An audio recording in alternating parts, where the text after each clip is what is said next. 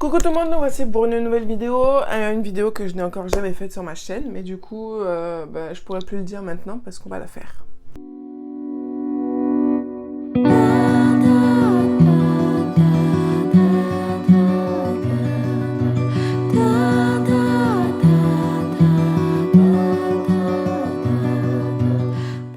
Donc ma palle fait à peu près 70 livres parce que j'ai rajouté 3 BD hier. Donc nous sommes le dimanche 20 pour au cas où et du coup voilà. Donc aujourd'hui je vais vous présenter 10 premiers tomes de ma palle. C'est une palle quand même qui bouge extrêmement souvent. Extrêmement souvent, peut-être pas. Mais disons que là, lors du déménagement, j'ai fait un gros unhaul. Je l'ai pas filmé parce que c'était en plein dans le déménagement, donc j'avais pas le temps de filmer. Mais j'ai enlevé quelques livres de ma palle, des livres que je sais que ça fait très longtemps qu'ils sont là et je les lirai jamais parce que avec tout ce qui arrive, tout ce qui va sortir et Montreuil, je sais que mon intérêt va plus porter vers ces livres-là plutôt que ceux que j'ai depuis une dizaine d'années. Donc je pense que dans ma palle, j'ai dû en enlever une dizaine. Et puis après, bon, j'ai fait du tri aussi dans les livres que j'ai lus, mais ça, c'est pas super important. Mais voilà, dans ma palle, ça bouge assez souvent parce que voilà, c'est vivant, une palle, pour moi en tout cas. Et donc là, je vais vous présenter 10 premiers tomes de ma palle. Des premiers tomes que j'ai, et puis des séries que j'aimerais commencer, ou des séries peut-être parfois que j'ai peur de commencer. Donc là, la plupart, ce sont des premiers tomes que j'ai depuis pas longtemps. Je crois tous. Il y en a que vraiment 2 que j'ai depuis très longtemps dans ma palle, donc c'est pas super inquiétant. Mais voilà, et j'espère quand même que ces premiers tomes-là seront des séries que je finirai dans pas trop longtemps. Parce que ça fait 10 nouvelles séries commencées. Après, le reste de ma palle, c'est soit des one-shots, soit des livres indépendants. Donc en vrai, sur 70 livres, avoir que 10 premiers tomes, c'est pas énorme, je trouve. Même si je pense qu'il y en a peut-être 3-4, c'est des premiers tomes, mais je sais pas si je vais continuer ou autre. Voilà. Mais là, c'est vraiment 10 premiers tomes de séries que j'ai envie de commencer et du coup, je suis sûre de commencer. Donc 10 séries que je suis sûre de commencer. Donc on va commencer de suite avec Tom Riley. La vie inattendue de Tom Riley, tome 1, La Révélation, édité chez Keynes. Alors là, c'est un livre que ça faisait vraiment un petit moment que je voyais un peu de partout sur les réseaux. Il a fait grand bruit, hein, William Harbour. Et il me faisait vraiment de l'œil. Donc je sais qu'il y a un tome 2.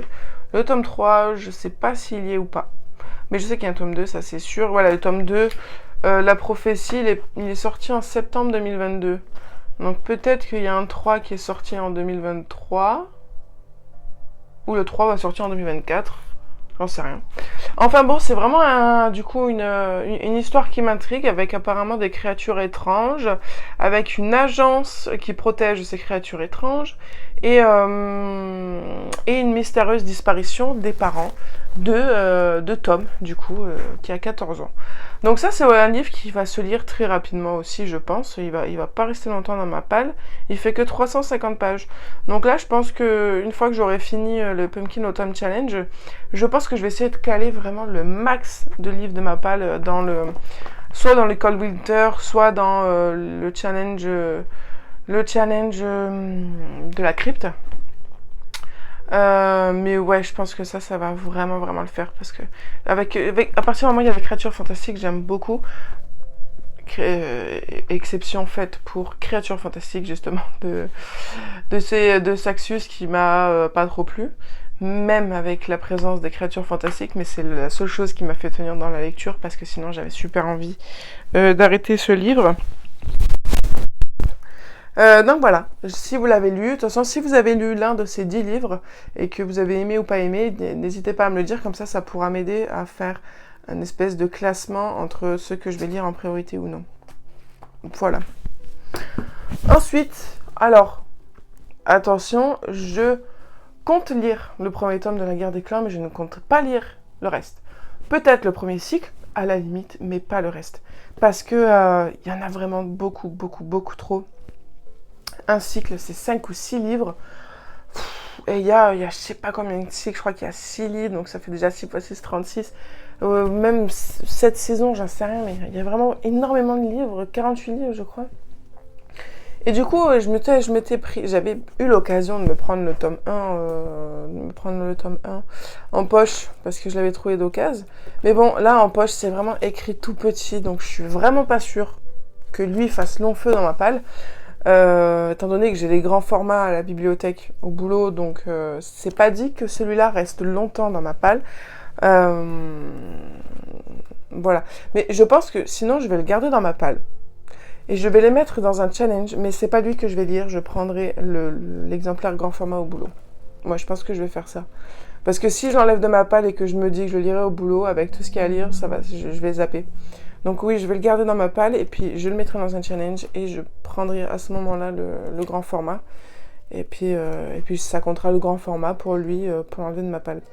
Mais du coup, j'ai envie de le lire parce que c'est vraiment quand même un super grand classique de la fantasy jeunesse. Au boulot, il y a au moins un cycle qui passe tous les jours à la bibliothèque parce que j'ai 3-4 petites qui se suivent à la trace pour finir les cycles. Et du coup, tous les jours, je vois la guerre des clans. Et tous les jours, je me dis, putain, mais si elles sont à fond comme ça, malgré les longueurs et tout, c'est qu'il y a vraiment quelque chose qui fait que dans ce livre, c'est super addictif. Donc là, ça c'est vraiment découverte professionnelle pour savoir un peu, pour comprendre mes adhérents. Je lirai le premier tome, je me mets pas le stress pour finir la série parce que c'est pas une série que je finirai de toute façon. Mais si vraiment le tome 1 me plaît, vraiment, vraiment beaucoup, alors là peut-être que je finirai le premier cycle.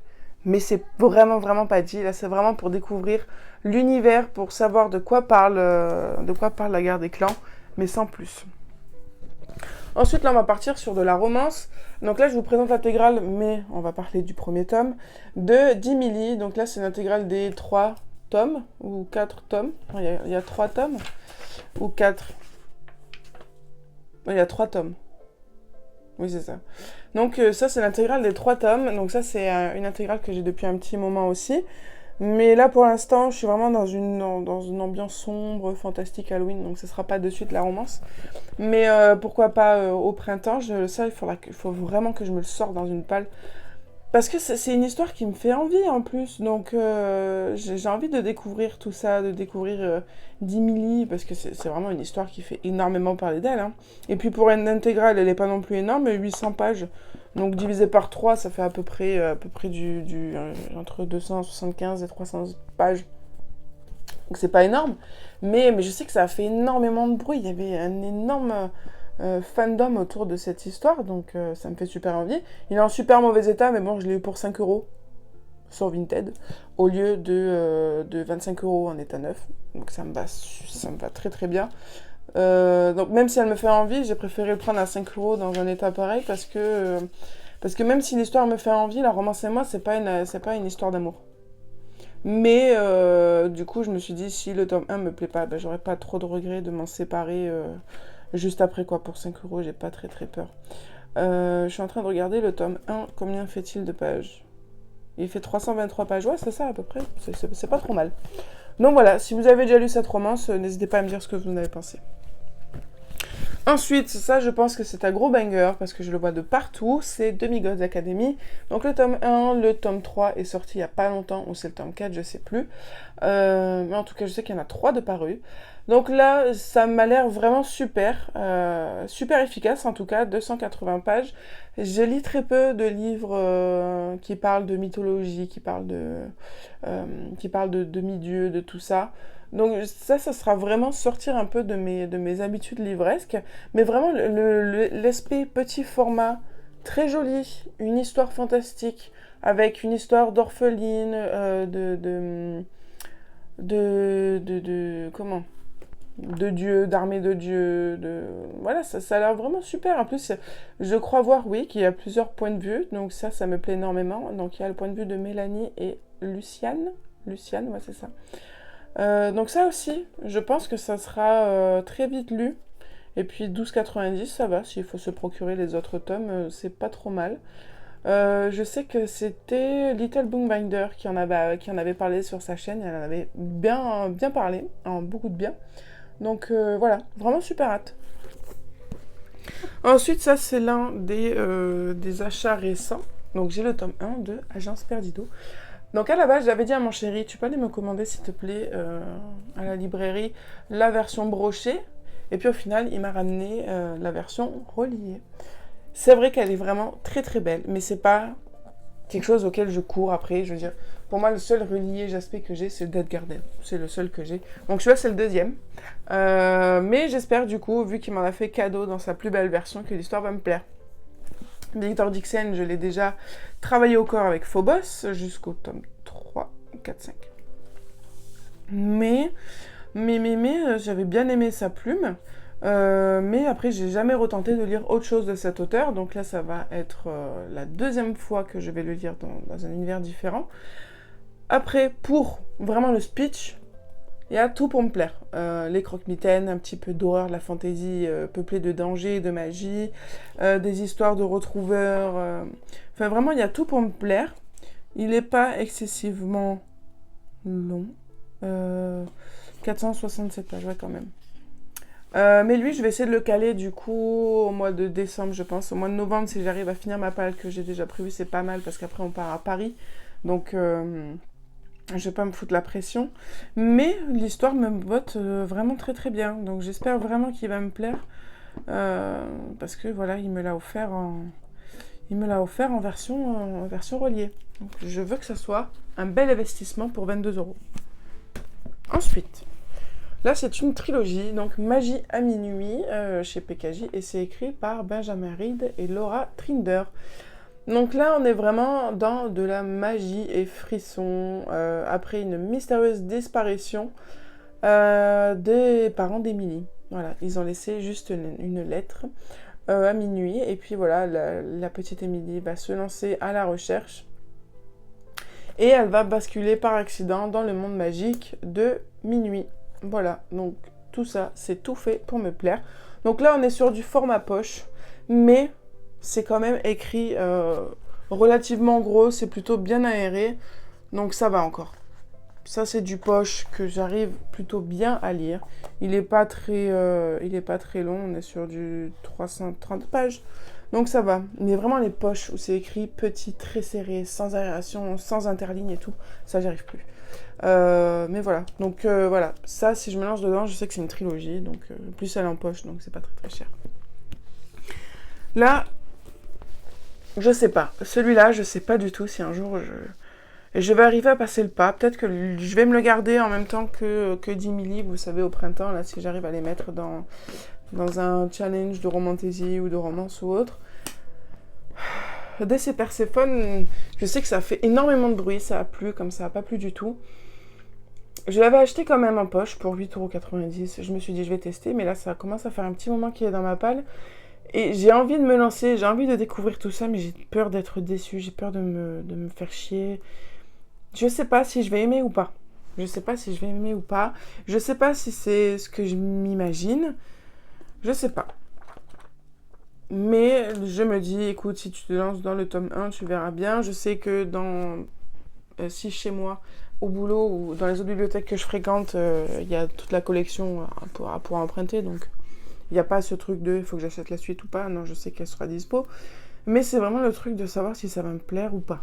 Voilà, parce que moi, mes romances, ça se résume pas mal à des romances ados, un petit peu clichés. Les seules romances que j'ai lues qui sortaient un peu du lot, et ben c'était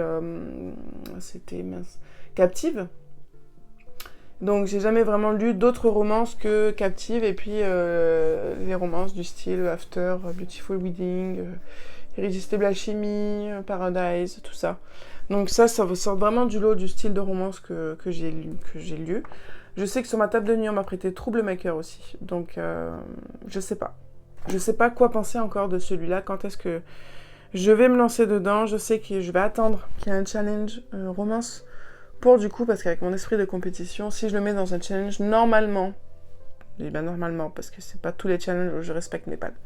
Normalement, si je prends un challenge de romance et que je le mets dedans, normalement, je devrais le lire. Ensuite, il m'en reste 3. Donc, je me suis procuré Rose et les 13 royaumes magiques de Queen Sosna Spear chez la collection Wiz, chez Albin Michel. Donc là, c'est un premier tome, écoutez, qui est sorti en 2023, mais il n'a fait aucun bruit. Je n'ai jamais entendu parler de ce livre quelque part. Je l'ai trouvé sur Gilbert Joseph, parce qu'il faisait une promo sur des romans jeunesse. Et en fait, je l'ai trouvé en promo dessus, mais je ne l'avais jamais vu nulle part. Ni sur les réseaux, ni en bibliothèque. Pour moi, il a popé de nulle part, alors qu'il est sorti il y a à peine un an. Et donc là, on va en parler de Rose, qui se voit confier la montre dotée de pouvoir dont elle a tant entendu parler. Et ce soir-là, en s'endormant entre 23h et minuit, elle se retrouve soudain propulsée dans le royaume du 11, un monde irréel peuplé de créatures fantastiques. Donc voilà, apparemment il y a 13 royaumes magiques. Apparemment c'est une trilogie, je crois, de ce que j'ai vu. En tout cas c'est un tome 1. Donc à voir, vu qu'il est paru en 2023, peut-être qu'il y aura un tome 2 cette année ou l'année prochaine. Mais dans le pitch, tout est fait pour me plaire. Il est plutôt court. 277 pages. C'est parfait. Ensuite, là, on est sur une trilogie, j'en suis sûre. Donc, c'est La lectrice de Tracy Shi, chez Robert Laffont, la collection R. Celui-là, je l'ai trouvé dans une vente au kilo à Emmaüs. Donc là, c'est une trilogie aux États-Unis. Et ça va être l'histoire de Sephia qui a perdu sa mère, son père, puis sa tante, à cause d'un objet triangulaire. Ceci est un livre. Donc, il va y avoir toute une enquête à propos d'un livre mystérieux qui apporterait la mort apparemment autour de cette jeune fille. Donc, le pitch aussi, tout est fait pour me plaire, surtout avec l'histoire d'un livre un petit peu bizarre. Pour l'instant, je suis pas hyper bottée par l'histoire, je suis pas super pressée de le lire, mais je sais que je vais le lire. Mais voilà, pour l'instant, je suis pas aussi pressée de le lire lui que de lire, par exemple, L'Agence perdue d'eau, Magie à minuit ou Tom Riley. Voilà. Ensuite, le dernier tome 1 que je dois lire, que je vous présente, c'est le tome 1 de le guide des monstres de Karen Foxley chez Michel Lafon. Donc déjà, l'objet livre, pareil, je l'ai vu sur Gilbert Joseph sans vraiment avoir lu le résumé ni rien. L'objet livre m'a vraiment super popé à l'œil. Je sais qu'il y a le tome 2 qui est possible, qui est dispo en occasion, donc c'est parfait.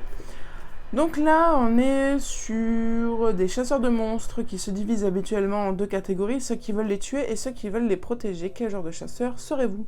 Donc on va suivre l'histoire de Mariquette, qui est une petite fille anxieuse, habituée au confort de la vie londonienne, pas aux monstres mangeurs d'enfants. Sa mère est une archéologue et elle va l'emmener dans un petit village de Wellington qui a la réputation d'être hanté par une créature affamée. Et armée de son plus beau stylo à paillettes et de son carnet, Mariquette décide de résoudre le mystère. À qui appartiennent les os trouvés au fond d'un chantier ? La créature existe-t-elle vraiment ? Et si oui, Mariquette réussira-t-elle à ne pas se faire croquer ?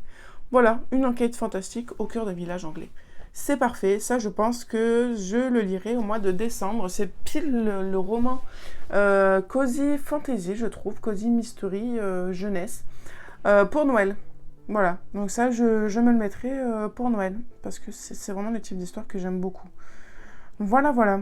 En plus, il est à l'intérieur, il est super beau, c'est très cosy, ça fait vraiment petit salon de thé anglais et tout. J'aime beaucoup. Et voilà, comme je disais, le tome 2 est dispo en occasion, donc c'est parfait, je sais où aller avec... Normalement, je sais où aller avec toute cette série, sauf particulièrement avec La lectrice et Hadès et Perséphone. Voilà. Écoutez, j'espère que cette vidéo vous a plu. Moi, je me suis régalée à la tourner. Ça fait vivre ma palle. Ça me fait me remettre certains titres en tête que j'aurais peut-être pas présenté en vidéo avant de les avoir lus. Donc voilà, ça fait aussi un petit peu de nouveauté sur la chaîne. Donc écoutez, je vous fais plein de gros bisous et puis je vous dis à très bientôt sur la chaîne pour de nouvelles vidéos.